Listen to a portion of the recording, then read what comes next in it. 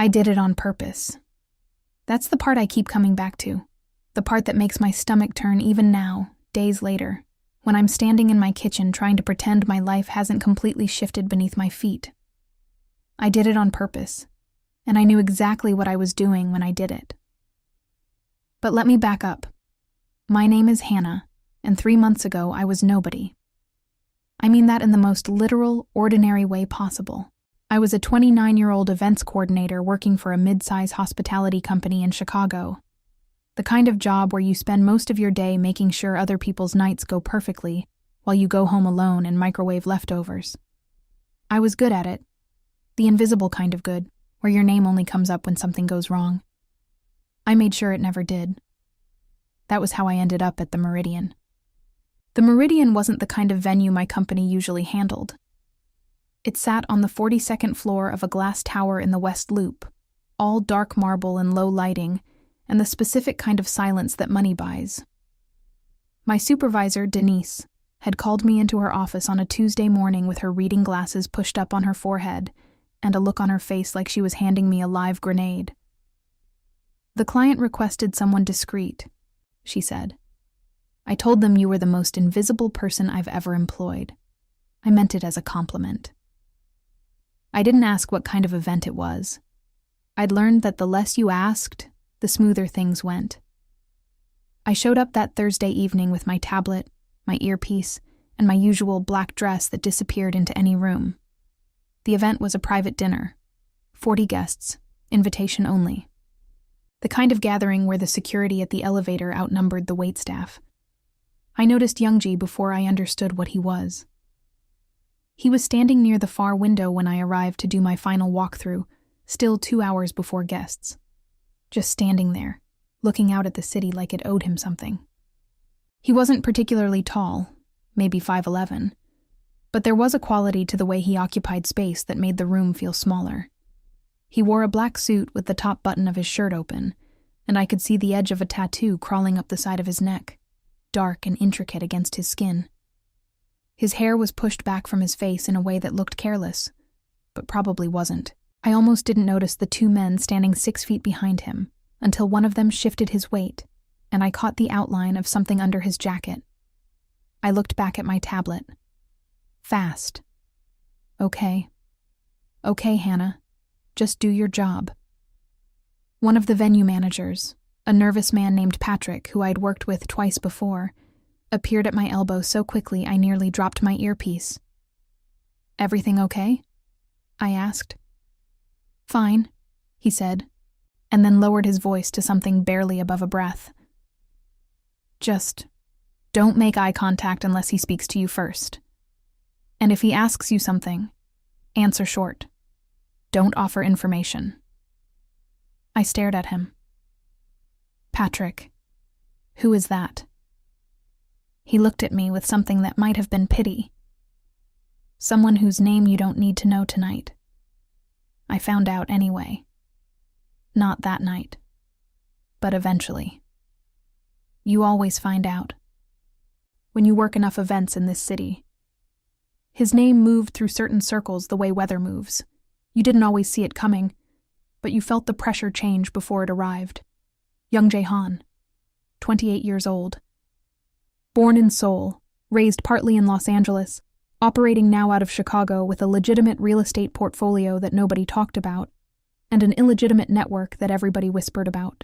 He was the kind of man who had layers of insulation between himself and anything that could be proven, and he moved through the city's upper half with a quietness that made people nervous, precisely because they couldn't point to why. I didn't know all of that on that first Thursday. I just knew that when he turned from the window and looked across the room and his eyes landed on me, not through me, not past me, but on me, with this flat, assessing quality that made my whole body go still. I felt something I hadn't felt in a long time. Seen. I hated it immediately. The dinner went smoothly. I kept to the edges, adjusted lighting cues, managed a small crisis in the kitchen involving a fish course that arrived 15 minutes behind schedule, and generally did what I always did, which was make everything look effortless while quietly sweating through it. Youngjae sat at the head of the table and barely spoke. When he did, people leaned in. He never raised his voice. He didn't need to. Around 10 o'clock, I was standing near the service corridor checking my notes when I heard footsteps that didn't sound like waitstaff. Too measured, too deliberate. I looked up. He was maybe 4 feet away, and he stopped when he saw me notice him. He didn't smile. He didn't apologize for appearing out of nowhere in a hallway. He just looked at me for a moment the way you'd look at a painting you weren't sure you understood yet. "You fixed the timing issue in the kitchen," he said. It wasn't a question. I kept my face neutral. "It was nothing. Part of the job." He tilted his head, just barely. "Patrick said you'd say something like that." I didn't know what to do with that, so I said nothing. He seemed to respect it. He gave a small, almost imperceptible nod, the kind that isn't really an acknowledgement but is somehow more than one. And then he walked past me toward the elevator bank, his security folding in behind him like water closing around a stone. I stood in that corridor for about 30 seconds after he was gone, just breathing. That was the first night. The second time was 3 weeks later, different venue, same careful silence. Then a third. And somewhere between the third and fourth events, I stopped pretending to myself that the assignments were random. Denise kept handing them to me with that same pressed lip expression, and I kept taking them without asking questions, and each time I walked into a room where Youngjae was the gravitational center, I told myself I was just doing my job. By the 7th event, he knew my name, not because I told him. I know that much. I never volunteered anything. I kept Patrick's advice lodged somewhere cautious in the back of my mind, even after I'd stopped being afraid of the men in tailored jackets standing at the edges of every room. But one evening in early April, just as I was coordinating the breakdown of a private reception at a hotel in the Gold Coast, he walked past me and said, quietly and without stopping, "Good work tonight, Hannah." My full name, in his voice, with that particular flatness that somehow carried weight anyway. I didn't sleep well that night. The feelings came gradually, the way most inconvenient things do, not in a rush but in degrees, small enough each time that I could talk myself out of naming them. The way I started arriving 10 minutes earlier to events I knew he'd be attending. The way I found myself tracking him across a room without meaning to, cataloging the small ways his expression shifted when he was considering something. The way the muscle in his jaw tightened when someone said something he didn't like. The way he held his glass, loose, unhurried, like tension was something he'd decided not to carry in his hands. I was an intelligent woman. I had a graduate degree, a good apartment, a sensible life.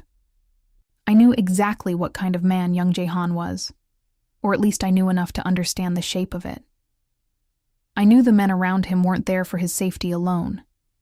I knew that the conversations he had in quiet corners of expensive rooms weren't about real estate.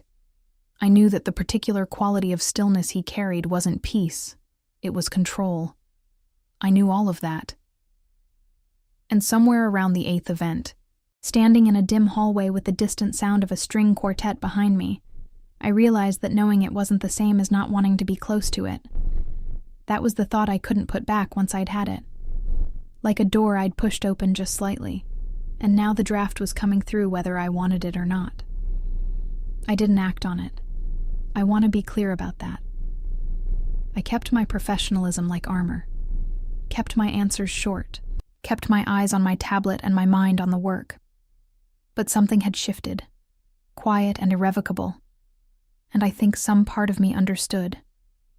Even then, before the dinner at the Sterling, before Marcus CO, before I did the thing I did on purpose and set everything in motion, that I had already crossed some invisible line.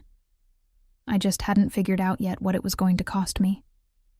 The Sterling was the kind of restaurant that didn't need to advertise. No sign out front, just a brushed steel door on a quiet street in River North, and a reservation list that supposedly ran 6 months out. Unless you were the kind of person who didn't wait for lists. I'd coordinated 3 events there before. I knew the layout. I knew the head chef's particular anxieties about plating sequence, and I knew that the private dining room in the back, separated from the main floor by a frosted glass partition and its own dedicated entrance, was where the evenings that mattered actually happened. It was a Saturday in late April when Denise called me about the Sterling, and something in her voice was different this time. Flatter. More careful. "The client specifically requested you," she said. I was standing in my apartment, still in the oversized t-shirt I'd slept in, holding a mug of coffee with both hands. "Specifically?" "By name, Hannah." A pause. "I need you to understand that this client is important to the company, to several of our ongoing relationships." "I understand. Do you?" Another pause, longer. "Because I'm also going to say this once and not repeat it. If at any point you feel uncomfortable, you call me. Not after, during." I set my coffee down. "Denise, what aren't you telling me?" She exhaled slowly. "Just be professional. You're always professional. That's why I'm sending you." I arrived at the Sterling at 6:15, 45 minutes before the guests.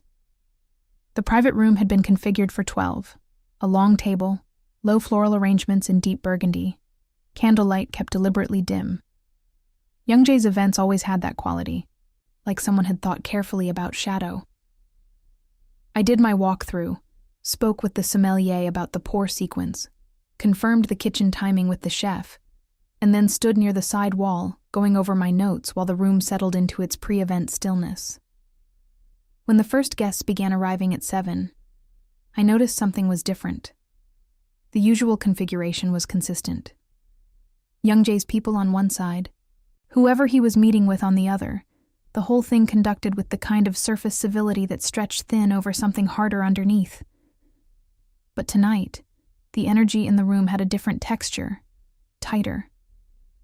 The men who came in first weren't his. I could tell by the way his security team, already stationed at the door, went very still when they entered. And then Marcus Seo walked in. I didn't know his name yet. I just saw him, maybe 35, broad-shouldered in a charcoal suit, with the particular ease of a man who had never once doubted that he was welcome anywhere he walked. He had a smile that arrived before the rest of him, warm and deliberate, and he spoke to the room in a way that filled it. Where Youngjae contracted space, this man expanded into it. Youngjae came in 6 minutes later. The two men looked at each other across the table with the specific neutrality of people who had not been friends for a long time. They shook hands. They sat down. The evening began. I kept to the edges. That was my job. I moved through the room like furniture, adjusting things quietly, communicating with the kitchen through my earpiece, making sure glasses stayed full and the rhythm of courses didn't break. I was good at this, the disappearing act. I'd spent years perfecting it, but I felt Youngjae's eyes on me twice during the first hour. Not long. Just the brief, passing weight of attention, like a hand resting on a surface for a moment before lifting. I didn't look up either time. It was during the third course that Marcus Seo looked up from his conversation and found me instead. "Excuse me," he said, and his voice was easy and warm, in a way that made the word feel like an invitation, rather than an interruption. "Could I get still water instead?" "Of course." I moved to the sidebar, poured, brought it over. When I set the glass down, he looked up at me with that ready smile and said, "Thank you. I don't think I caught your name." "Hannah," I said. Reflex. I always gave my name when asked. It was part of the service. "Hannah." He said it back like he was tasting it. "You've been here all evening and I didn't even notice. You're very good at that." It was a small thing. A nothing comment, really. The kind of thing people in rooms like this said without thinking. I smiled back. Professionally, briefly, the kind of smile that was really just good manners, and said, "That's the goal," and went back to the wall. I wasn't looking at Youngjae when it happened. But I felt it. The temperature in the room didn't change. His posture didn't change. He was still in the middle of a low exchange with the man to his left, still holding his glass with that untroubled looseness. But something had shifted, faint and atmospheric, like the way the air feels right before a storm, when there's not a cloud in the sky yet. Something had entered the room that hadn't been there 30 seconds ago. I looked at him then, because I couldn't help it. His eyes were already on me, not with anything I could name cleanly.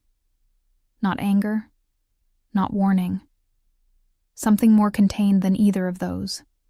A stillness within the stillness, like a depth you couldn't see the bottom of. He held my gaze for exactly 2 seconds. I counted, stupidly, the way you count things when you're nervous. And then he looked back at the man he was speaking with, and the conversation resumed. My heart was going too fast. I looked down at my tablet and read the same line 4 times. The dinner ended at 10:30. Guests filtered out in the measured, unhurried way of people who had nowhere pressing to be. Marcus Co. left with 2 of his men, and his warm energy went with him, and the room exhaled slightly without it. I was managing the breakdown logistics with the Sterling's floor manager when I heard Patrick, who had appeared at some point in the last hour, as he always seemed to near the end of these events, say my name quietly from behind me. He wants a word. I turned. Patrick was already looking at the floor, which told me everything about how much he wanted to be part of whatever came next. Youngjae was standing near the frosted glass partition with one hand in his jacket pocket. His security had pulled back to the door. Still there, always there, but giving the particular distance that I'd come to recognize as deliberate. A calculated privacy. I crossed the room toward him. I kept my expression neutral. I was good at that, usually. He waited until I was close enough that we didn't need to raise our voices. Then he said, "How long have you worked events like this?" I blinked. Of all the things I'd braced for, that wasn't it. About 4 years. He nodded slowly, looking at me with that considering quality. You notice things other people miss. I try to stay observant. It's useful for the job. Yes, he said. And there was something in the single word that suggested he was agreeing with something larger than what I'd said. He was quiet for a moment. Then, Marcus Co. Did he say anything of note? I felt the careful weight of the question. He asked for still water and complimented the service. That's all. That's all. Youngjae looked at me for a beat that lasted slightly too long. Not accusing, not warm either. Something in between. The look of a man running a calculation I didn't have all the variables for. You'll be at the reception next Friday, he said. It wasn't framed as a question. If that's what the client requests, yes. Something shifted at the edge of his expression. So small I almost missed it. It is. He turned then and walked toward the exit, his security falling in without a word or signal from him. They just moved, like they were extensions of his intention. I stood near that frosted glass partition and watched him leave and tried to identify what I was feeling. It took me the entire drive home to name it. And when I finally did, alone in my car in the parking garage beneath my building with the engine off and my hands still on the wheel, I sat with it for a long, quiet moment. It felt uncomfortably like belonging to something I hadn't agreed to join. And the worst part? The part I couldn't reason away no matter how many sensible arguments I assembled in the dark of that garage, was that it didn't entirely feel like a bad thing. The Friday reception was at a private estate in Winnetka. I'd driven past houses like that before. The kind that sit back from the road behind iron gates and old trees, where the architecture is understated in the specific way that only extreme wealth can afford to be. But I'd never worked one. The circular driveway alone was longer than my entire street, and the interior, when I was brought through a side entrance by a woman named Gloria, who managed the estate's household staff, smelled like fresh flowers and old money and something else I couldn't name. Possibility, maybe. Or consequence. I arrived at 4. The event was at 8. Those 4 hours were mine, in the way that pre-event time always was. Mine in the sense that nobody was watching yet, that I could move through a space and understand it before it filled up with people and pressure. I walked the main entertaining floor twice, mapped the flow of rooms, confirmed bar placement, checked the caterer's setup in the kitchen, and had a 15-minute conversation with Gloria about the estate owner's specific preferences regarding the temperature of the back terrace. His name was Raymond Choi, 73 years old, and he was, according to the quiet but clear implication of everything Gloria said, the kind of man whose preferences weren't preferences so much as requirements. Mr. Han's people confirmed his arrival for 7:45. Gloria mentioned at one point, sliding it in between two logistical details like it was nothing. I wrote something on my tablet that I didn't need to write. Understood. She looked at me for just a half-second longer than necessary, then moved on. The guests began arriving at 8:10. Not late. This was a crowd where 8:10 meant on time. I stationed myself near the main corridor that connected the foyer to the entertaining rooms, the kind of position where you could see everything without being visible in any particular way. I'd gotten good at that geometry. Youngjae arrived at 7:48. I watched him come through the main entrance from across the room, and I noticed, the way I always noticed things I tried not to, that Raymond Choi himself walked forward to greet him. Not a handshake and a nod from a distance. An actual crossing of the room, deliberate and unhurried, from an older man who moved like he'd never needed to hurry for anyone. He greeted Youngjae with both hands, and there was something in the gesture that communicated an entire history I wasn't privy to. Youngjae received it with a small bow of his head, and then said something low that made the older man's expression shift into what I could only describe as relief. I filed that away and went back to managing the caterer's timing. The first hour moved smoothly. Champagne, small bites, the ambient murmur of 60 people doing the careful social arithmetic of rooms like this. I circulated without circulating, appearing where needed and disappearing immediately after. At one point I caught Youngjae's gaze from across a room, and he looked away first, which was unusual enough that I thought about it for the next 20 minutes while pretending I wasn't. Marcus Co. arrived at 9:15. He wasn't on the confirmed guest list. I knew, because I had the list. I saw the small recalibration in Gloria's posture when he walked in, the quick look she shot toward Raymond Choi's assistant, and the way one of Youngjae's security team, a tall, quiet man who had been stationed near the back corridor all evening, straightened almost imperceptibly. Marcus moved through the room the same way he had at the Sterling. Warm, easy filling space with a kind of comfortable authority. He was with two men I didn't recognize, and a woman in a green dress who laughed at something he said before they'd even cleared the foyer. He made it look effortless, the way some people make everything look effortless, like the room was already his and he was simply returning to it. He found me, before I found a reason to move. Hannah. He said my name like we were old acquaintances, like the single brief exchange at the Sterling 3 weeks ago had built something between us. He had a glass of scotch and a smile that reached his eyes in a way that felt genuine and practiced at the same time. You work all of Raymond's events? I work whatever I'm assigned, I said. Modest. He glanced around the room with the look of a man taking inventory. You did the Sterling event too. I remember. I did. He looked back at me, and there was something in the look, not aggressive, not inappropriate, just present in a way that felt deliberate. You're very good at making yourself part of the room without being in it. Thank you. I meant it as a genuine compliment. He tilted his head slightly. I pay attention to people who pay attention. It's a useful habit in my line of work. I didn't ask what his line of work was. He smiled like he appreciated that.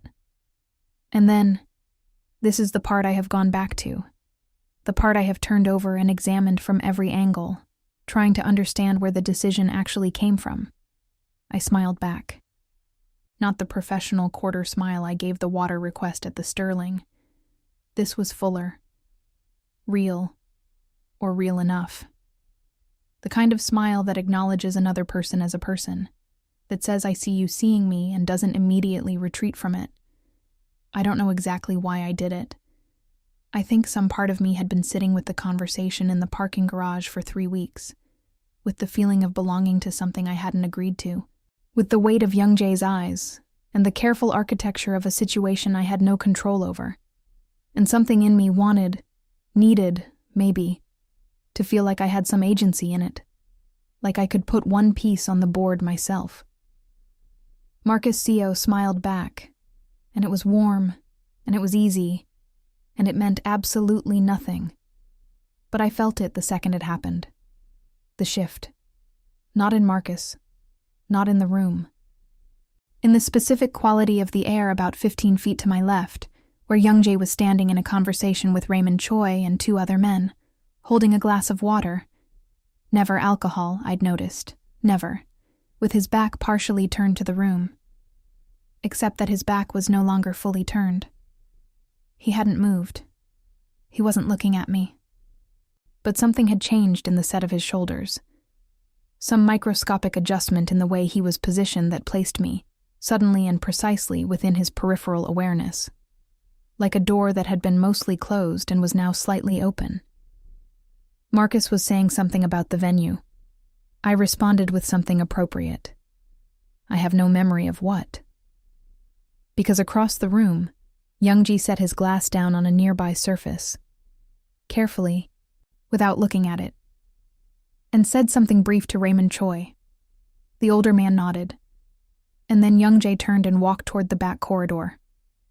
Not toward me, away. But one of his security team, the tall, quiet one, drifted very slightly in my direction as he passed. Not close, just present, repositioned, like a piece being moved on a board I couldn't see the full dimensions of. My smile faded. I looked back at Marcus Co. He was watching me with an expression I couldn't fully read, something between amusement and assessment. "Friend of yours?" he asked, with a lightness that wasn't entirely light.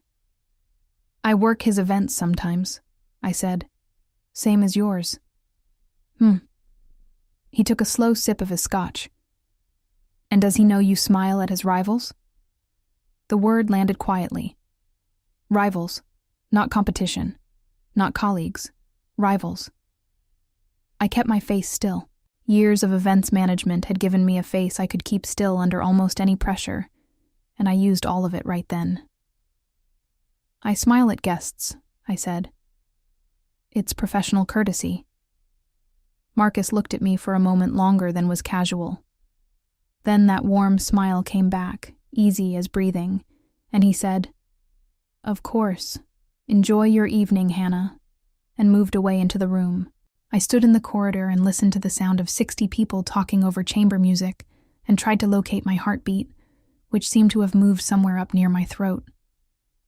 I had done it on purpose. I could admit that to myself now, in the privacy of my own chest. Not the smile itself, maybe, that had arrived on its own, but the choice not to pull it back. The decision to let Youngjae, who I knew was aware of everything in every room he occupied, see me give something real to the one man in Chicago he would least want to have it. I had wanted to see what would happen.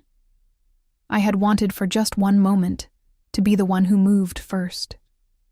Standing there in the corridor of Raymond Choi's estate, with my tablet against my ribs and Marcus Co.'s Scotch-warm voice still in the air around me, I began to understand that I had made a very significant miscalculation, not because of what Youngjae might do, but because of how much I already cared about what it was. He didn't say anything that night. That was the part that unraveled me the most. Not a confrontation. Not a cold word in a corridor. Not even one of those 2-second looks that I'd learned to read like weather. Nothing. The rest of the Winnetka evening passed with Youngjae absent from the main rooms, and when I finally caught a glimpse of him near the end of the night, he was deep in conversation with Raymond Choi near the back terrace doors, turned completely away from the party, and he didn't look in my direction once. I drove home at midnight telling myself it meant nothing, that I'd imagined the shoulder shift, the repositioned security, the specific quality of absence that followed my smile at Marcus CO. I was an events coordinator. I was reading too much into the body language of a man I barely knew, constructing significance out of small movements because I'd spent too many evenings in rooms with him and started to believe I understood something I didn't. I made tea when I got home. I sat on my couch. I stared at the wall for a while. I didn't sleep until almost 3. 4 days passed. No call from Denise, no new assignment. I had other events. A corporate anniversary dinner in the Loop, a product launch at a gallery space in Pilsen, and I moved through them with my usual efficiency, and I didn't think about Youngjae Han, and I was lying to myself so consistently that I'd almost started to believe it. On the 5th day, Denise called. "There's an event Saturday," she said. "Private. The client's usual requirements." I waited. Hannah. Her voice had that careful flatness again. "He asked for someone else initially, one of the senior coordinators. Then he changed the request back to you." The tea I was making went cold while I stood at the counter not moving. "Changed it back," I repeated. "An hour later, yes." A pause. "I'm not going to tell you what to do. You're a professional and this is your call. But I want you to know that whatever is happening in those rooms, it's above what I can manage from this end. So if you go Saturday, you go with your eyes open." "They've always been open," I said. She made a sound that wasn't quite agreement. "Saturday, 7 o'clock. I'll send the details." The event was at a private members club in the Gold Coast called Ether, not publicly listed, accessible by a single unmarked door on a side street that you had to know to look for. I'd never worked there before. The interior was all dark wood paneling and low-hung pendant lights, the kind of place that felt like it existed slightly outside of time, where the carpets absorbed sound and the staff moved with a practiced invisibility that made my own feel amateur by comparison. I arrived at 5:30. The floor manager, a composed Korean-American woman named Sue, walked me through the space with the brisk efficiency of someone who had long ago stopped being impressed by anything. She showed me the main room, the 2 private alcoves, the bar configuration, and then paused near a door at the end of a short hallway. "Mr. Han uses this room for pre-event," she said. "It's not part of your coordination area. You won't need to enter." "Understood." She looked at me for a moment with an expression I couldn't entirely read. Then, "He came in an hour ago. He knows you're here." She said it without inflection. I received it the same way. The guests began at 7. Smaller than the previous events, 20, maybe 22. The energy was contained, intentional. This wasn't a dinner party. It was something that looked like one. I had been managing the bar timing for about 40 minutes when Youngjae came through the door of the private hallway and entered the main room. He moved through the space the way he always did, the room adjusting to him rather than the other way around, and took his position near the far end of the bar without sitting, just standing. A glass of water already waiting for him, placed by a bartender who had clearly done this before. For the first 20 minutes, he didn't look at me. I knew, in the way I'd come to know things about him that I had no business knowing, that this was not the same as not being aware of me. Youngjae Han was aware of everything in every room he occupied. The not looking was its own form of communication, and I was fluent enough by now to feel it. I kept working.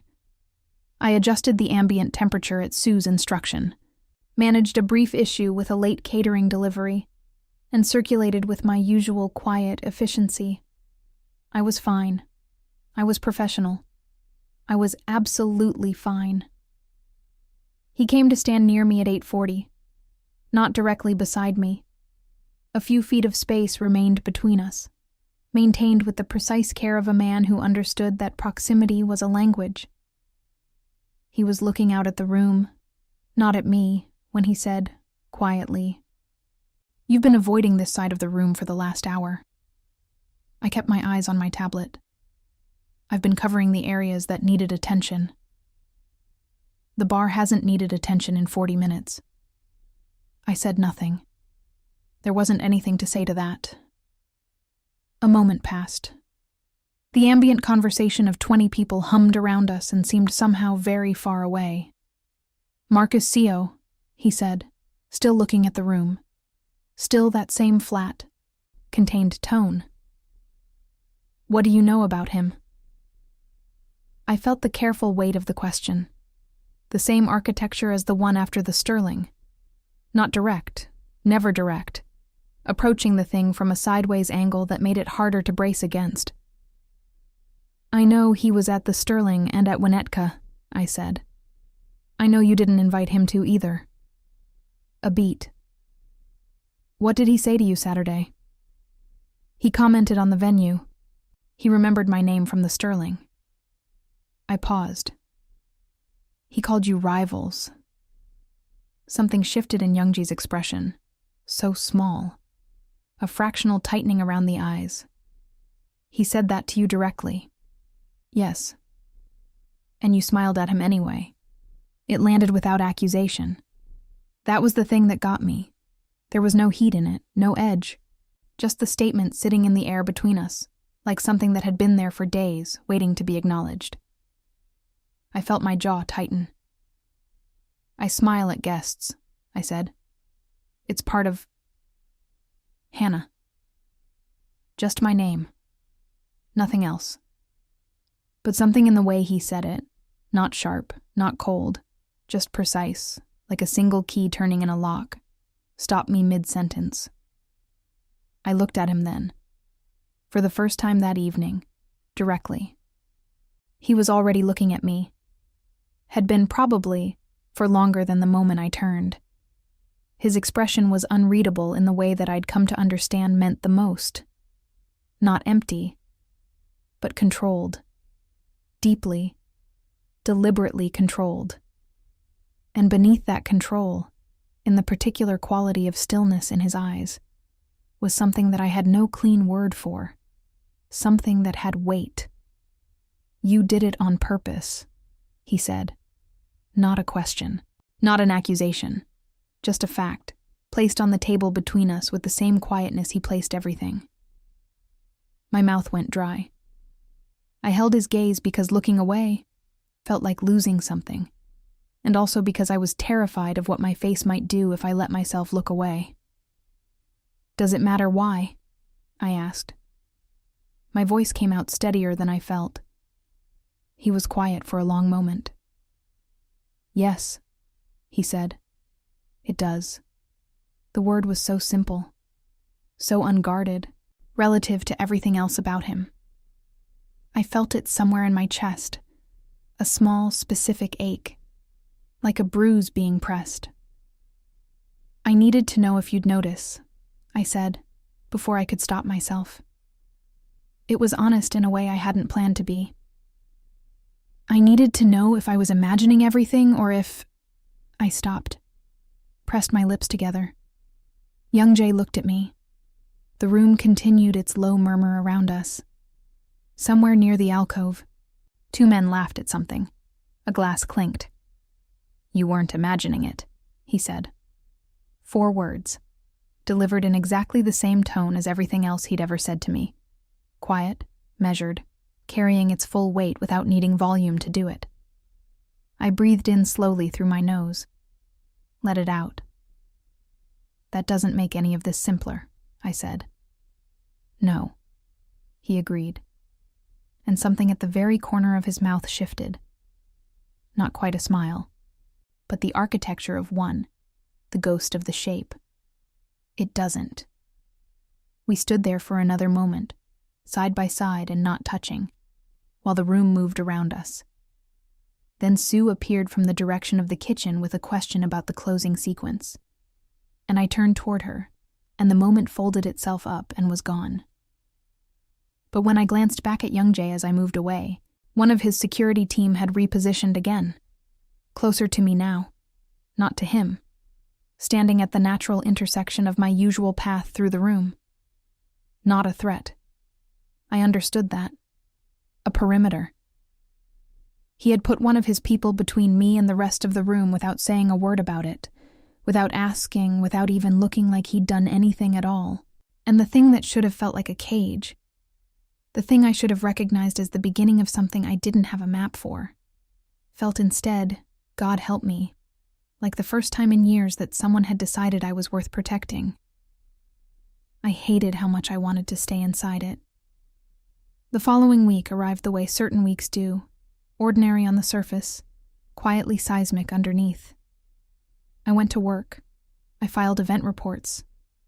I ate lunch at my desk on Tuesday and had coffee with a friend on Wednesday evening, and smiled at the right moments, and said the right things, and felt, the entire time, like I was moving through the world with something invisible wrapped around me.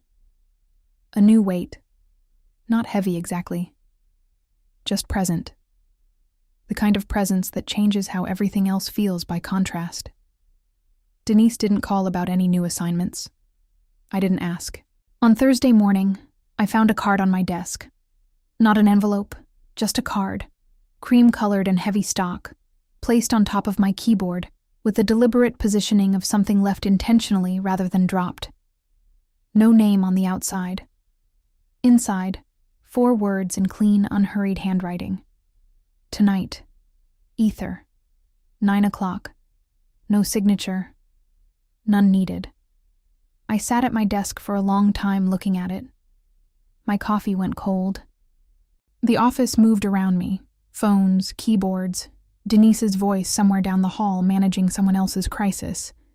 And I sat in the middle of it holding 4 words on heavy cream stock and understanding, with a clarity that bypassed argument entirely, that this was the moment. Not the smile at Winnetka, not the conversation at Ether on Saturday. This. Right now. His move, placed in my space, waiting for mine. I could not go. That was the rational choice, and I knew it, and I spent approximately 3 hours making the case for it to myself with the same organized thoroughness I brought to event logistics. He was dangerous. The world around him was dangerous. I was an events coordinator from the South Side with a graduate degree, and a sensible apartment, and a life that was ordinary in all the ways that were supposed to be enough. Whatever you weren't imagining it meant in the language of a man like Youngjae, it did not mean simple. It did not mean safe. I went home at 5:30 and stood in front of my closet for 45 minutes. Ether at 9 on a Thursday was quieter than the Saturday event. The same dark wood, the same pendant lights, the same carpets that swallowed sound. But tonight, there was no event to coordinate, no caterer to manage, no Sue walking me through logistics with brisk efficiency. I was just a woman walking through an unmarked door in the Gold Coast in a dark green dress I'd bought 2 years ago and rarely had occasion to wear. The bartender recognized me. He nodded toward the private hallway without being asked. The door at the end was open. The room beyond was small, a sitting room, really, with 2 low-leather chairs and a lamp that cast warm amber light, and a side table with a glass of water already placed on it. Youngjae was standing at the far end when I came in, turned toward the narrow window, his jacket off and folded over the back of one of the chairs. White shirt, sleeves pushed to the forearm. I could see more of the tattoo at his neck from this angle, the dark ink spreading down toward his collarbone. He looked younger somehow, without the full architecture of the suit. Or maybe just more real. He turned when he heard me. His eyes moved over me once. Not aggressively, just completely, the way he processed everything. And then he said, "You came."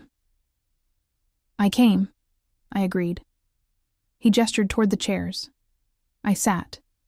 He remained standing for a moment, then seemed to make a decision about it and sat across from me, leaning forward slightly with his elbows on his knees, his hands loosely linked. It was the most open posture I'd ever seen him hold. It made something in my chest pull tight. "I need to tell you something about Marcus Co," he said. I hadn't expected that to be the beginning. "Okay."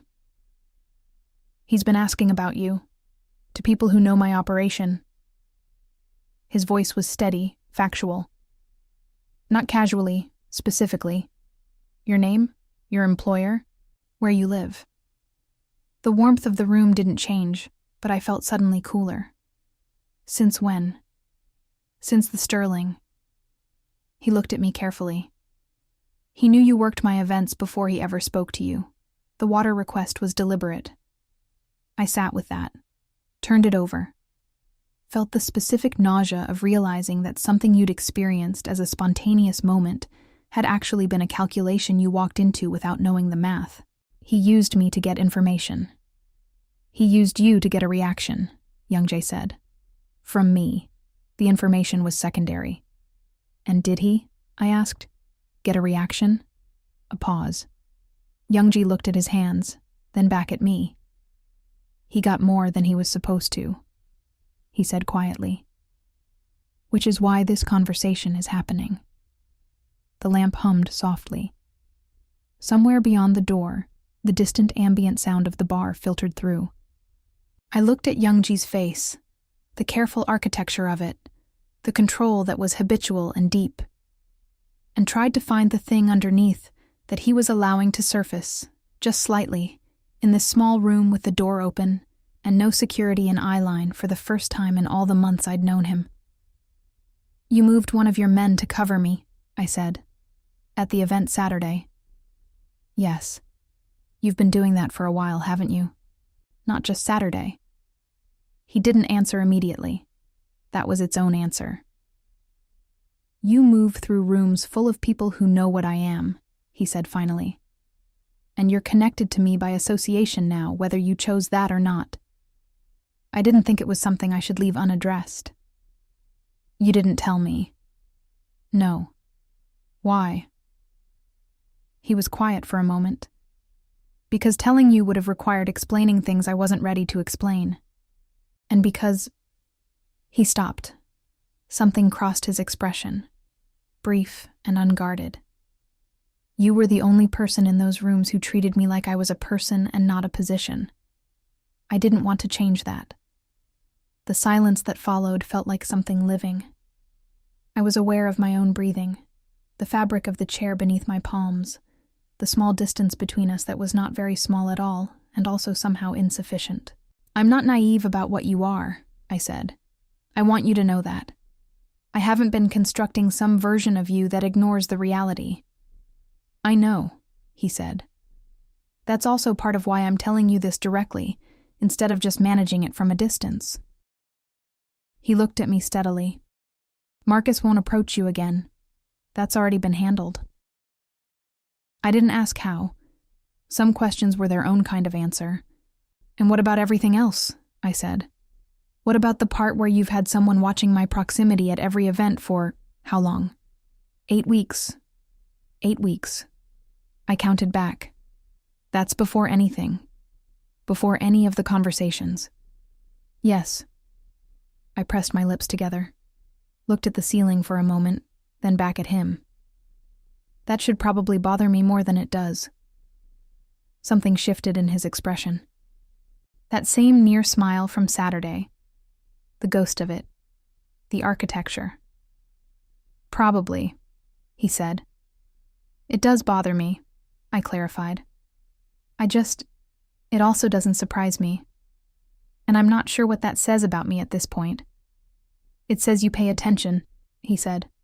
The same way you always have. We sat in that small room for another hour. We talked, not about his operation, not about Marcus Co., not about the geometry of power and danger that surrounded his entire life. We talked about smaller things. He told me he'd grown up between Seoul and Los Angeles, that he'd spent a year in Chicago before deciding to stay, that he read in the early mornings before anything else began. I told him about the South Side, about the job, about the strange specific pleasure of making a complicated evening run so smoothly that nobody noticed the work. He listened the way he did everything, completely, without interruption, like what I was saying was the only thing in the room worth paying attention to. At 10:45, I said I should go. He walked me to the door himself. His security was in the corridor, and they adjusted their positioning without expression or instruction. At the threshold, he stopped, and I stopped, and we stood in that particular doorway moment where something was either going to be said or wasn't. "This doesn't get simpler from here," I said. My own words from Saturday returned. "No," he said, same answer as before. But this time there was something underneath it. A warmth, quiet and carefully held, like something he'd decided to stop locking away quite so completely. But I'd rather it be complicated with you informed than simple with you unaware. I looked at him for a long moment, at the tattoo at his throat, the open collar, the dark eyes that were still guarded in their depths, but were allowing me, right now, to see that there was something in those depths worth seeing. I thought about 8 weeks of someone watching my back in rooms I'd thought I was navigating alone. I thought about the card on my keyboard, 4 words on cream stock. I thought about a parking garage at midnight, and the feeling of belonging to something I hadn't agreed to. I thought about how I'd walked through that unmarked door tonight, knowing exactly what I was walking into. "Okay," I said, just that. He nodded once, the way he'd nodded at me that very first evening in the Meridian hallway. Not quite an acknowledgement, and somehow more than one. And then I walked out into the Gold Coast night, and the door closed softly behind me. The city was cool and bright and entirely ordinary around me. I walked half a block to where I'd parked, and I sat in my car, and I didn't try to talk myself out of anything for once. I just sat with it. All of it. The weight and the warmth and the impossible, complicated reality of what I'd just said yes to without using the word. My phone lit up on the passenger seat. A message from an unknown number, just 4 words, the same handwriting translated into text. "Get home safe, Hannah." I stared at it for a moment. Then, for the first time in 8 weeks, I smiled in a room I knew he was watching. And this time, I meant it entirely for him. Some doors, once you walk through them, don't close behind you like exits. They close like the first page of something you're going to need to read very carefully and very slowly to understand. I put the car in drive,